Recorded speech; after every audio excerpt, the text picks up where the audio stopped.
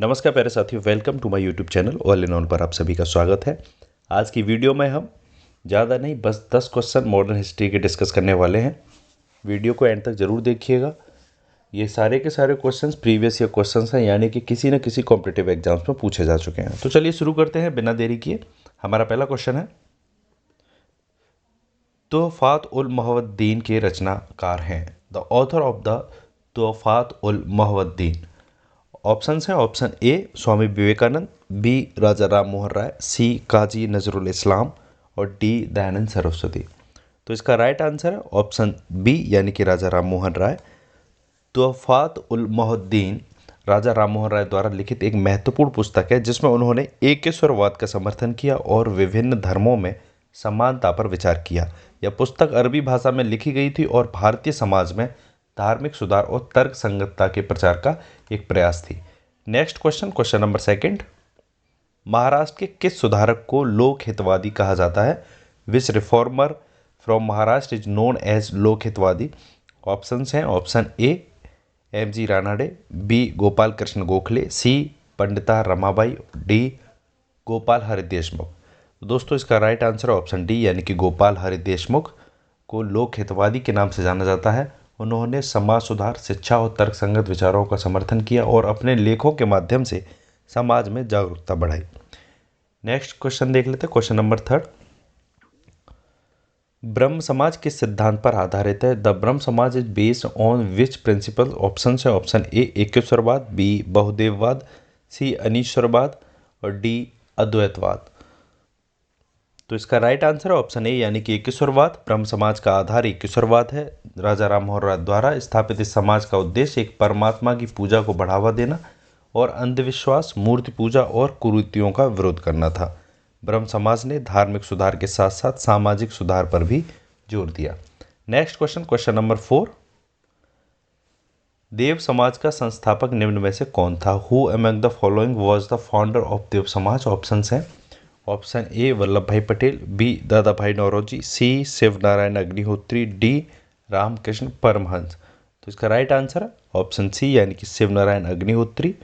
देव समाज की स्थापना 1887 में शिव नारायण अग्निहोत्री ने की थी। इसका उद्देश्य नैतिकता, सत्य और आध्यात्मिकता का प्रचार करना था। देव समाज ने अंधविश्वास, जाति भेदभाव और धार्मिक कुरीतियों का विरोध किया और समाज में सुधार लाने पर बल दिया। Next question, question number 5। Radha Swami Satsang के संस्थापक कौन थे? Who was the founder of the Radha Swami Satsang? Option है, option A Haridas Swami, B Shivdayal Sahab, C Shiv Narayan Agnihotri और डी स्वामी श्रद्धानंद। तो इसका राइट आंसर है ऑप्शन बी यानी कि शिवदयाल साहब। राधा स्वामी सत्संग की स्थापना 1861 में शिवदयाल साहब द्वारा आगरा में की गई थी। यह एक आध्यात्मिक आंदोलन है जो नाम, सुमिरन, ध्यान और भक्ति पर आधारित है। इस सत्संग का उद्देश्य आत्मा और परमात्मा के मिलन की ओर मार्गदर्शन करना है। Next question, question number 6। Farsi साप्ताहिक मिरात उल अखबार को प्रकाशित करते थे? Who publish the Persian weekly Mirat ul Akhbar? Option है, option A Lala Lajpat Rai, B Raja Ram Mohan Roy, C Syed Ahmad Khan, D Maulana Shibli Nomani. तो इसका राइट आंसर है ऑप्शन बी यानी कि राजा राम मोहन राय। राजा राम मोहन राय ने 1822 में फारसी साप्ताहिक मिरात उल अखबार की शुरुआत की थी। इसका उद्देश्य तर्क, सामाजिक सुधार और शिक्षा को बढ़ावा देना था। यह अखबार उनके समाज सुधार अभियानों का एक महत्वपूर्ण माध्यम था। Next question, question number 7।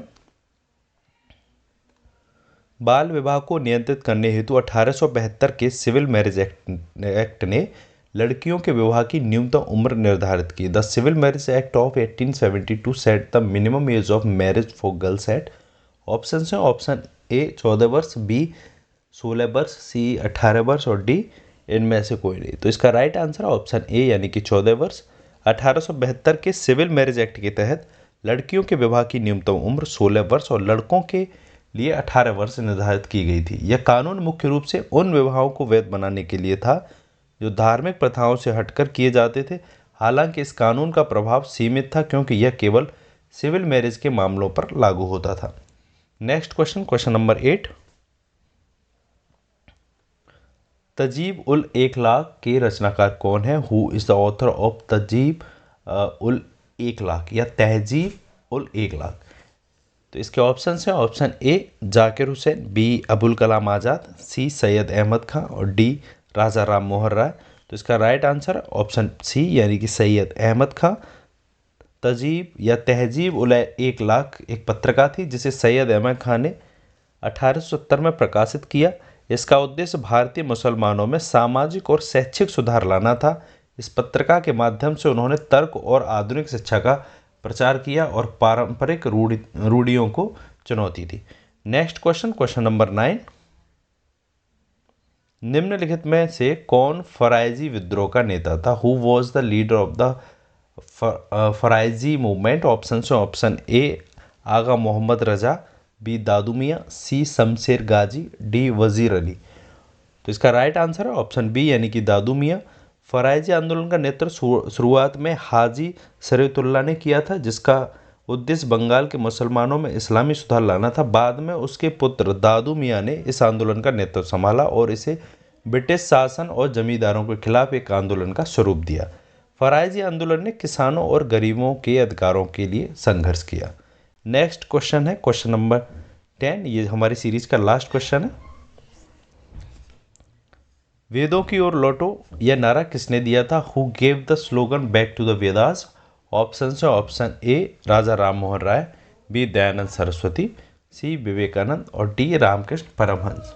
जैसा कि आप सभी लोग जानते ही होंगे, इसका राइट आंसर ऑप्शन बी यानी कि दयानंद सरस्वती है। वेदों की ओर लौटो का नारा स्वामी दयानंद सरस्वती ने दिया था। उन्होंने आर्य समाज की स्थापना की और भारतीय समाज में सुधार के लिए वेदों के मूल सिद्धांतों की ओर लौटने का आह्वान किया। उनका मानना था कि वेदों में संपूर्ण सत्य निहित है और उन्होंने मूर्ति पूजा, अंधविश्वास और सामाजिक कुरीतियों का विरोध किया। तो दोस्तों, ये थे हमारे मॉडर्न हिस्ट्री के ज़्यादा नहीं बस 10 क्वेश्चन थे। अगर आपको ये वीडियो अच्छा लगा हो तो वीडियो को लाइक करें, चैनल को सब्सक्राइब करें एंड शेयर करें। मिलते हैं ऐसी नेक्स्ट वीडियो में, तब तक के लिए धन्यवाद। Take care all of you. Thanks for watching my video.